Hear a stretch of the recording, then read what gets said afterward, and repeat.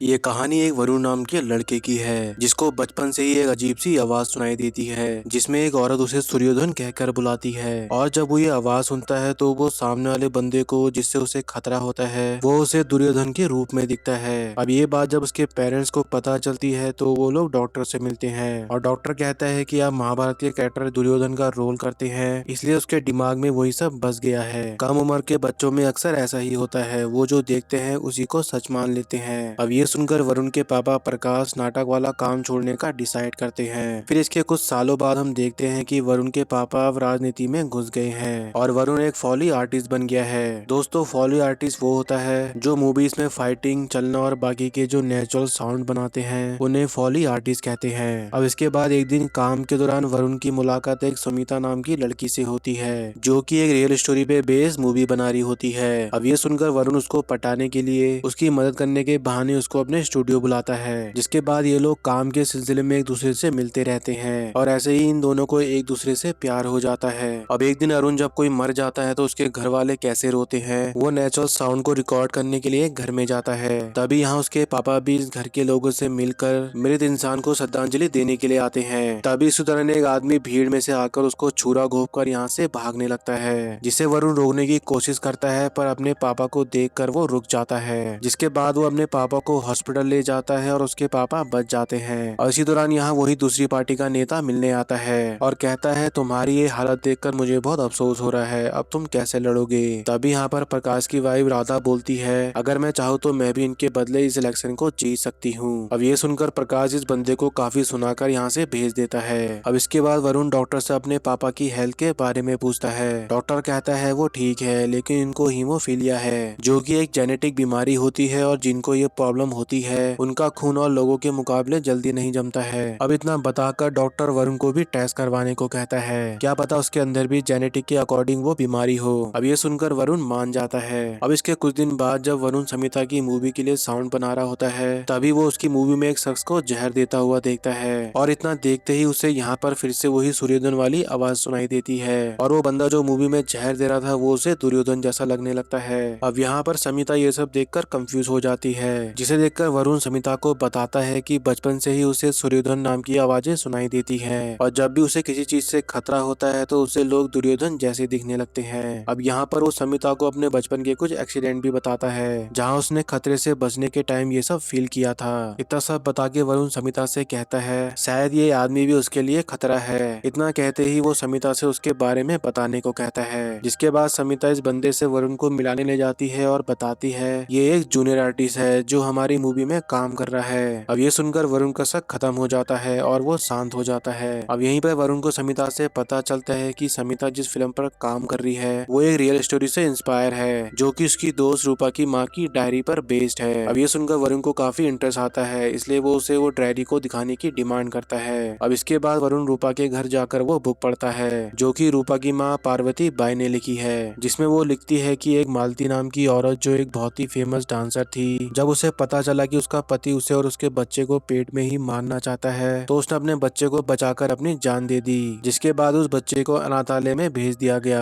अब ये पढ़कर वरुण कहता है वो दरिंदा आखिर कौन है, मुझे वो दुर्योधन जैसा दिख रहा है, आखिर वो है कहाँ और तुम्हारी माँ कैसे मरी और ये बुक तुम्हें कैसे मिली। रूपा कहती है मेरी माँ एक्सीडेंट में मर गई थी और ये बुक मुझे गवर्नमेंट मेंटेलिटी हॉस्पिटल से मिली थी और दूसरा मुझे नहीं पता कि मालती का पति कौन है और वो कहाँ रहता है। अब ये सुनने के बाद वरुण और उसकी गर्लफ्रेंड मालती के पति का सच जानने के लिए हॉस्पिटल पहुंचते हैं और वहाँ वो एक चपरासी को रिश्वत देकर पुरानी फाइल निकालने को कहते हैं। तभी इसी दौरान यहाँ पर वरुण को डॉक्टर का कॉल आता है जिसमें डॉक्टर उसे तुरंत हॉस्पिटल मिलने के लिए बुलाते हैं क्योंकि इसकी रिपोर्ट आ चुकी थी। अब ये देखकर वरुण चपरासी को अपना नंबर देकर यहाँ से निकल जाता है। तभी इसी दौरान एक बंदा ये सब रिकॉर्ड करके एक बंदे को इन्फॉर्म कर देता है। फिर इसके नेक्स्ट सीन में वरुण जैसे ही डॉक्टर से मिलता है उसे पता चलता है कि उसे भी अपने पिताजी की तरह हीमोफीलिया की बीमारी है। अब कहानी में आगे एक दिन वरुण को रात में अनजान नंबर से कॉल आती है जो उसे मालती की डिटेल लेने के लिए एक सीक्रेट लोकेशन पर बुलाते हैं। अब जब वरुण वहां पहुंचता है तो वहां पर कुछ लोग उस पर हमला कर देते हैं जिससे वरुण लड़ने लगता है और इसी लड़ाई के बीच वो एक बंदे का चेहरा देख लेता है। जिसके बाद ये लोग पुलिस को आता हुआ देखकर यहाँ से भाग जाते हैं। अब ये देखकर वरुण को अपने पापा का ख्याल आता है और जब वो घर पहुंचता है तो उसे इस बार अपने पापा में वही दुर्योधन दिखाई देते हैं और वो कुछ भी समझ नहीं पाता है, लेकिन अपने पापा को सही सलामत देखकर वो चैन की सांस सांस लेता है। तभी उसके पापा उसे बताते हैं, दुश्मन मुझे नहीं मार पाए इसलिए उन्होंने तुम पर हमला किया। अब तुम जाओ, रात काफी हो गई है, आराम करो। अब इसके बाद वरुण सोने चले जाता है, लेकिन तभी वही बंदा घर में आकर अंधेरा करके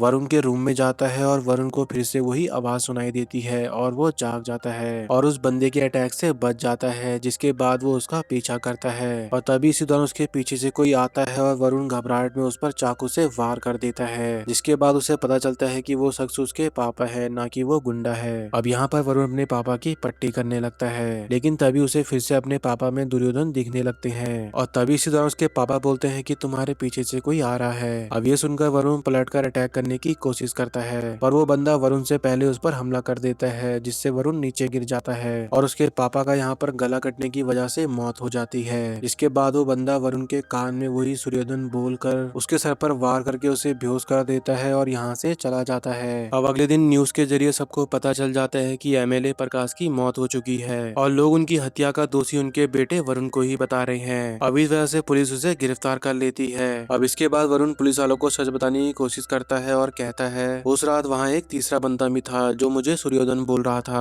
और इस बार मुझे अपने पापा में दुर्योधन दिखाई दे रहे थे। अब ये सुनकर उसकी माँ उसे थप्पड़ मारकर चुप करा देती है और कहती है, ऐसी पागलों वाली बातें मत करो वरना तुम्हें बेल नहीं मिलेगी। अब इसके बाद वरुण को बेल मिल जाती है और वो अपनी तरह से इस केस की छानबीन शुरू कर देता है। अब इसी दौरान वो उसी पुराने पॉलिटिशियन से मिलता है और उस पर गुस्सा करते हुए कहता है, तुमने ऐसा क्यों किया।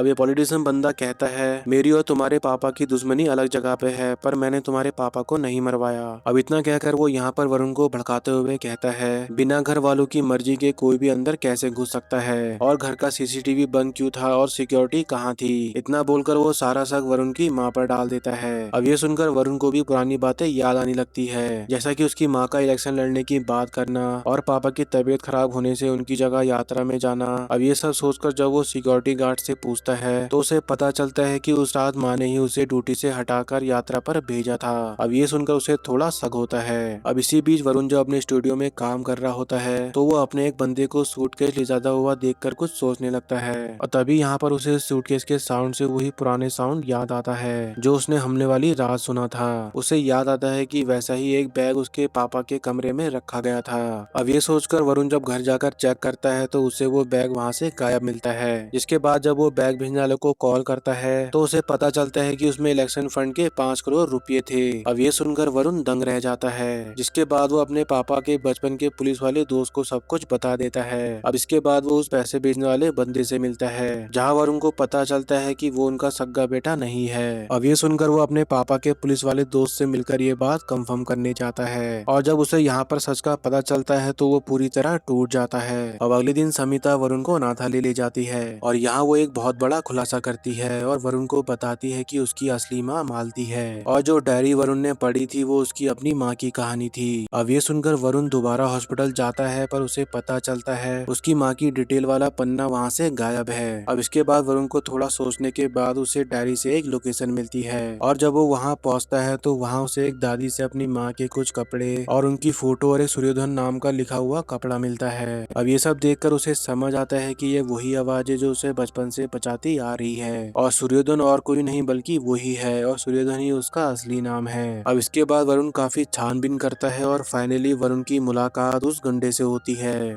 जिसने उस पर हमला किया था। अब इसके बाद ये दोनों एक दूसरे से लड़ने लगते हैं पर यह बंदा यहाँ पर वरुण को जख्मी करके भाग जाता है। अब इसके बाद जब वरुण डॉक्टर से पट्टी करवाता है तो उसे पता चलता है कि उसे जो हेमोफीलिया की बीमारी है वो जेनेटिक है और प्रकाश ही उसके असली पिता है और प्रकाश ने ही उसकी असली माँ मालती को धोखा दिया था। अब इसके बाद हमें फ्लैशबैक में मालती और प्रकाश की स्टोरी दिखाई जाती है, कैसे प्रकाश ने अपनी गरीबी को दूर करने के लिए राधा के जरिए राजनीति में आकर उससे शादी करने का फैसला किया और मालती को जहर दे दिया। लेकिन यहाँ पर मालती जानती थी कि वो उसको और उसके बच्चे को मारना चाहता है, इसलिए उसने मरने से पहले ही अपने बच्चे को बचा लिया था और वही बच्चा वरुण था जिसे बाद में प्रकाश अनजान समझकर गोद ले लेता है क्योंकि राधा से उसे कोई भी औलाद नहीं हो सकती थी। अब वरुण ये सारी कहानी अपने पापा के दोस्त पुलिस वाले को भी बता देता है। तभी पुलिस वाला बताता है कि प्रकाश को उनके पुराने साथी केशव ने ही मारा है जो उसके साथ नाटक में काम करता था, मैं उसे पकड़ लूंगा। अब इसके बाद जब ये पुलिस वाला केशव को पकड़ लेता है तो इन दोनों की लड़ाई में केशव मारा जाता है। जिसके बाद ये पुलिस वाला वरुण को उस लोकेशन पर बुलाकर उसे बचे हुए पैसे देकर केस खत्म करने को कहता है पर यहीं पे वरुण को शक हो जाता है इसलिए वो पुलिस वाले को उसी जगह पर रात में बुलाता है जहाँ केशव मरा था।